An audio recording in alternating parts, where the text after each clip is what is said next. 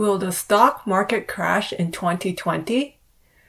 The US stock market trades at an all-time high right now.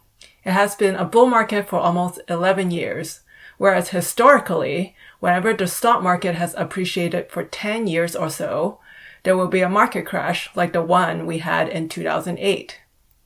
Yet, 2020 is a presidential year. Some people believe that the market will continue to head higher until after the election because Trump will do everything in his power to keep the market up, since he's going for the seat again. And the US presidential election isn't until November 3rd. So the market could go up another 9 months or so. How has the stock market performed in presidential election years?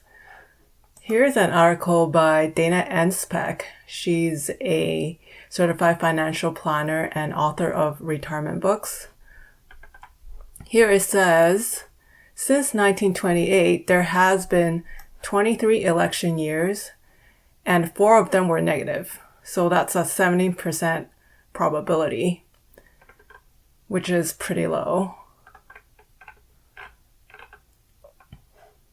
Here are the stock market returns in election years in the past since 1928. In 1932, the market was down by 8.2%, which was during the Great Depression. 1940, down 10%. That was World War II.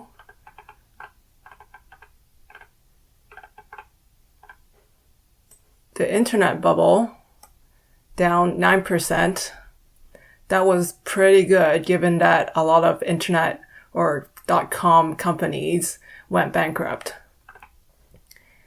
And then, of course, the last market crash was in 2008, and it was down 37%, and it was a presidential year. It goes to show that when the market needs to crash, it needs to crash, no matter if it's a presidential year or not.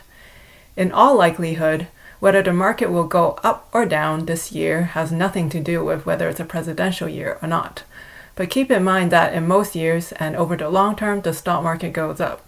If you ask me whether the stock market will crash in 2020, I am neutral about it because based on the valuation, the S&P 500 is at about a PE of 20.4. So about 20, while the earnings per share growth rate is estimated to be about 10% and 11% in 2020 and 2021. If we zoom in,